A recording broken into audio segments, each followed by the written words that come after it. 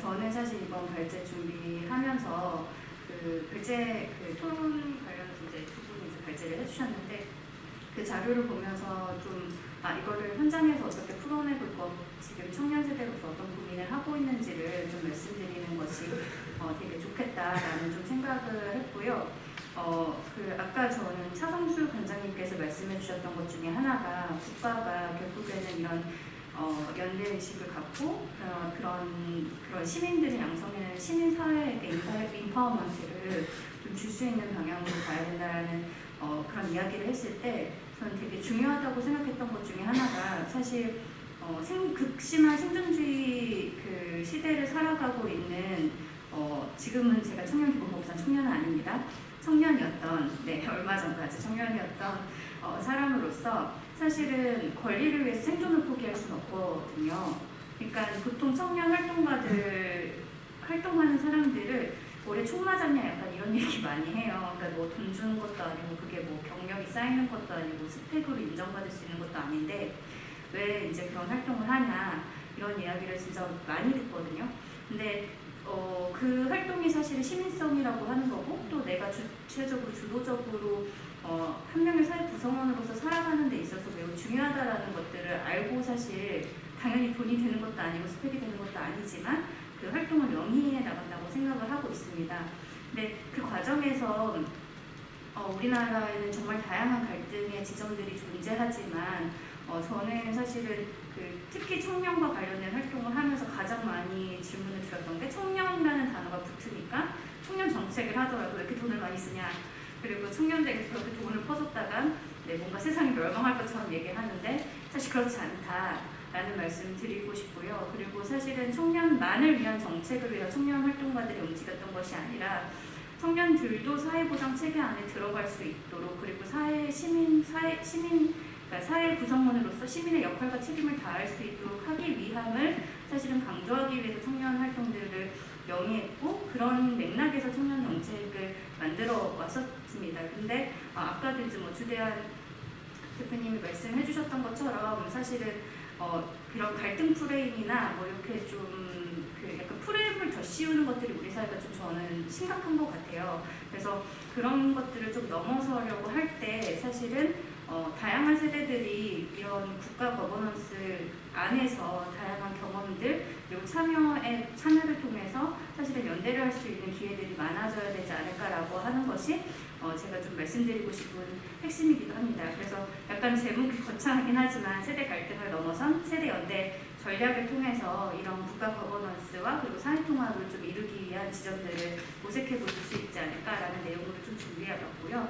앞에는 사실은 이제 다 그 데이터를 보여주셔가지고 사실은 갈등이 되게 갈등과 방목이 되게 심하다라는 것은 어떻게 보면 반대로는 역동적일 수 있으나 사실 또 이러한 심각한 그런 갈등들이 너무 심화되면 특히나 아까 말씀하셨던 것처럼 박재한 이사장님이 말씀하셨던 것처럼 이 SNS가 알고리즘 구조로 이제 보통은 편향된 봤던 걸 떠보고 그거와 유사한 정책 정보만 사실은 관련된 정보만 주기 때문에 확증 편향되는 경향성이 사실은 크거든요. 그리고 그 SNS에 요즘엔 핸드폰 없으면 갑자기 바보 되는 느낌이잖아요. 그런 것처럼 사실은 그 익숙한 그 정보들에 더 익숙해질 수밖에 없고 관련된 사람들을 네트워크를 구축할 수밖에 없고 거기에서 또 관련된 확증 편향된 생각을 가질 수밖에 없는 사회를 살아가고 있기 때문에 이런 갈등이 사실 건강하게 작동할 수 있도록 하는 것도 중요하고 갈등이 더 첨예하게 치닫지 않고 또 그 갈등을 좀 줄여나가고자 하는 노력들도 저는 중요하다고 생각하는데 대한민국이 제일 안 좋은 걸로 항상 1등 하는데 역시나 갈등으로도 세계 1위더라고요. 이것을 자부심으로 가져야 될지 아니면 또 다른 이면으로 봐야 될지는 모르겠지만 제가 거기서 주목하는 건 이제 성별과 나이에 대한 부분인데요. 저도 대한민국을 살아가는 한 명의 여성 청년의 그런 정체성 입장에서 본다고 하면 사실 특히나 20대 청년들 이대남과 이대녀 나눠지면서 그 남녀 갈등 프레임들이 심화되는 것들을 보면서 좀 사실은 많이 안타깝다는 생각이 들었습니다. 왜냐하면 사실 그냥 여성과 남성이 사실은 그냥 이렇게 일상생활을 영위하는 데 있어서 그 갈등이 첨예하진 않은데 이게 이제 아까 능력주의 중심의 어떤 공정담론이라든지 아니면 어떤 상황에 마주했을 때 이게 이것도 역시 생존주의하고 맞물리기 때문에 그 근소의 차이가 사실은 어떤 뭐 내가 그 노동시장으로 진입하는 데 있어서의 결정적 역할을 하기 때문에 사실은 그거에 대해 민감하게 받아들일 수밖에 없고 또 특히나 이제 지금 20대 같은 경우는 아까 여성들의 학력들이 높아지고 하다 보니까 보통은 시험에 대부분 여성들이 합격을 하고 그래서 사실 이게 중간 관리자급을 제외한 이 신입들은 대부분 여성 비율이 70% 80% 이상 넘어지게 되다 보니까 이게 현상적으로 봤을 때는 마치 여성이 좀 이 사회에서 어느 정도 이런 남성 여성에 대한 어떤 성적인 그런 어떤 차별이나 이런 것들을 극복한 것처럼 보이나 실제 데이터는 그렇지 않다라는 거죠. 여성 노동자가 겪고 있는 그런 차별이라든지 실질적으로 그게 이제 임금 차별도 나타나지만 그 안에서의 문화 차별, 돌봄 내에서도 차별이 존재하고 있다라는 그 명백한 팩트를 인정하지 않은 상태에서 서로 소통을 하다 보니까 사실은 진실은 가려지고 오히려 거기에 갈등 구조만 남게 되는 것들 같아서 사실은 진실에 다가가야 그 문제를 제대로 진단해야 그 문제를 해결하는 해법도 찾는데 그런 논의가 이루어지지 않는 것 같아서 좀 아쉽다라는 말씀드리고요. 제가 그 다음에 주목했던 건 이제 나이에 대한 부분인데요.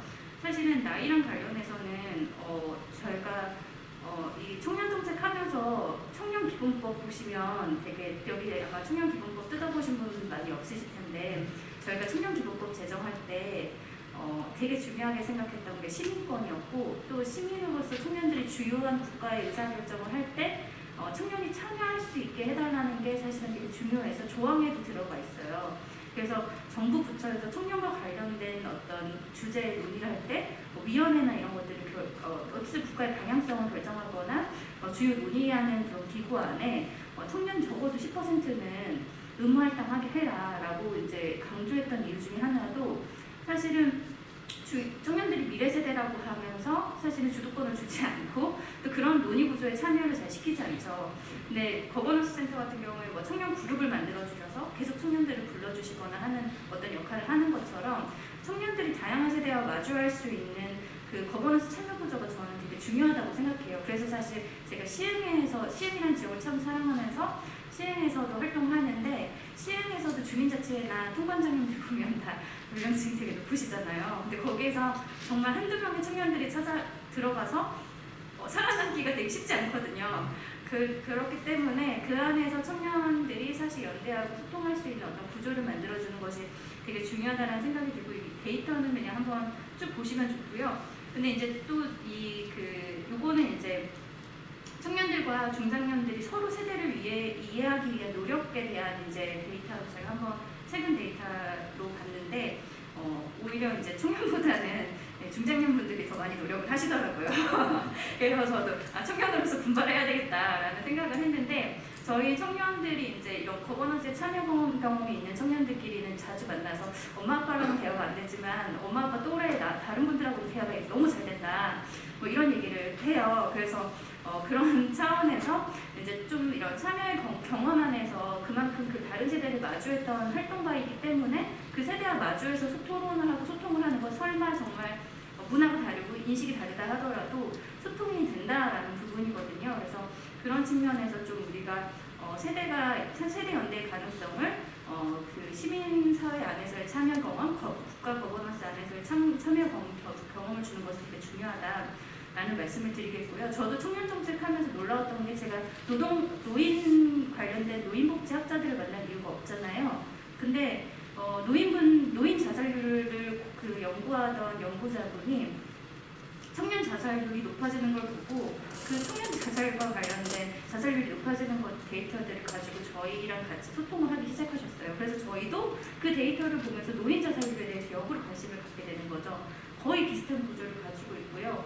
그래서 그런 구조 안에서 지금 사실은 불평등이라고 하는 건 청년 세대에게만 주어지는 것이 아니라 모든 세대에게 주어지는 거고 사실 세대 내 격차 같은 경우에도 매우 심각한 편이잖아요. 근데 그런 문제 안에서 사실은 연령 프레임은 사실은 무의미한 거고 그러면 연령 프레임을 넘어서 이런 불평등 구조를 어떻게 해소할 수 있을까에 대한 저는 고민이 좀 필요하다는 생각이 들었고, 그래서 사실은 국무조정실 청년정책조정위원회 위원으로 활동할 때 저출산고령사회위원회에 이제 이런 쪽을 연구하시는 분들하고 위원들이 서로 만날 필요가 있겠다 해서 양 위원회를 같이 만났습니다. 그래서 같이 만나서 서로 이제 소통을 하면서 각자의 상황을 알게 된 거죠. 근데 각자의 상황을 지켜보니 뭐 예를 들면은 노인분들 계층 중에서도 빈곤한 노인분들에서 나타나는 양상이 청년 쪽에서도 나타나는 거죠. 뭐 진짜 고립사하는 고독사하는 청년들이 있다라고 한다면 마찬가지로 노인층에서도 고독사하는 그 비율이 있는데 점점 증가하는 비율이 사실은 거의 유사한 추이를 보이고 있다라는 되게 충격적인 사실들. 그래서 저희가 뭐 산업화 세대, 민주화 세대, 뭐 요즘에는 뭐 이제 알파벳까지 등장해서 MZ 세대 이렇게 얘기를 하는데 그런 사실은 세대 담론을 좀 넘어가야 되지 않을까라는 좀 생각을 하고 있고요. 그래서 저희는 사실은 그 불평등 구조 안에서 부모로도 청년으로도 살기 어려운 이 대한민국 안에서 안 그래도 어려운데 굳이 그 갈등을 할 필요가 있느냐. 부모 세대가 예를 들면은 이제 퇴직해서 치킨집을 차리는데 굳이 청년 세대가 치킨집을 차릴 이유도 없고, 마찬가지로 그러니까 어떤 접점 안에서 서로의 해결점들을 찾을 수 있는 부분들이 저는 서로의 생활 영역을 침범하지 않고 저는 같이 할 수 있는 방법들이 있다라는 생각이 들어서요. 그래서 마지막으로 시간이 없는 관계로 제가 세대 연대 지정 그때 당시에 좀 저희가 논의해봤던 건데요. 저희도 새로운 사회 계약이나 어떤 사회적 대화 이런 것들이 되게 다양한 분야에서 많아졌으면 좋겠다는 생각이 들더라고요. 보통은 사회적 대화는 이제 뭐 노사민정협의체나 이런 어떤 노동계에서 이제 주로 사회적 대화를 많이 하는데 저희가 이제 뭐 경제활동, 교육이나 주거, 문화에서도 세대 간의 연대를 좀 해볼 수 있는 지점들을 만들 수 있지 않을까.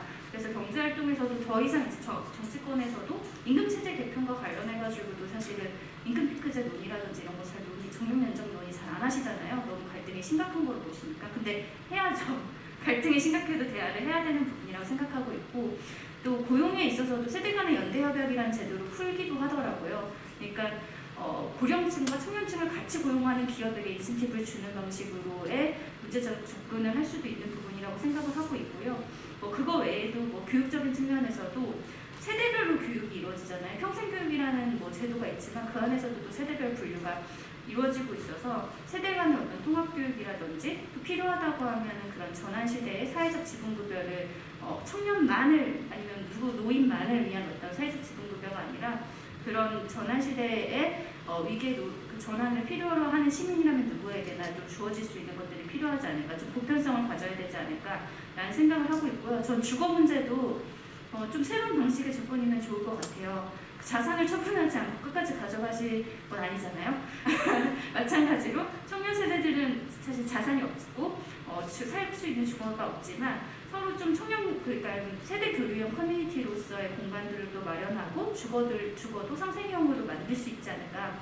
어떤 연금에 해당하는 부분들이나 이런 부분들도 사실은 주거를 쉐어하는 부분에서 좀 충당하실 수 있는 구조를 만들어주고 거기에서 또 청년들이 같이 살아갈 수 있는 방법들도 있지 않을까라는 생각이 듭니다. 그 외에도 문화적으로도 요즘에 좀 저는 그 나이 드신 분들이 많이 고생한다고 생각하는 게 MZ 세대한테 배우신다고 저희 용어 막 테스트 하시고 관련해서 영 멘토링 제도에 참여하셔가지고 이제 MZ 세대가 이끄는 이런 뭐 조직문화 전환하는 거에 막 60대, 50대, 60대이신 분들이 막 참여를 해주시고 계시더라고요. 근데 그렇게 노력해 주시는 만큼 저희 세대들도 또 이제 같이 기성세대 분들하고 논의하면서 사실 가려고 하고 있기 때문에 연령주의를 넘어선 국가 참여의 구조와 기회를 만드는 것이 매우 중요하지 않을까라는 생각이 들고요. 끝으로 저는 경험으로서 배움이 되게 컸던 것 같아요. 그래서 경험으로서 배움으로써 좋은 정말 시민 주체들, 건강한 시민 주체들을 키워내고 또 아까 말씀하셨던 것처럼 박대한 이사장님이 말씀하셨던 것처럼 정말 시민 한 명 한 명이 정치력을 가지고 있으면 어떨까, 정치 가면 어떨까라는 생각이 좀 들더라고요. 그래서 시민과 정치라고 하는 거에 괴리감도 너무 커서 사실 그 괴리감 속에서 느껴지는 걸로 인해서 오히려 정치는 더 극단으로 더 신뢰 구조를 갖지 못하는 구조로 전 가고 있다고 생각하고 있어서 그 적점을 어떻게 좀 잘 많이 만들 것인가에 대한 고민도 필요하다고 생각하고 있습니다.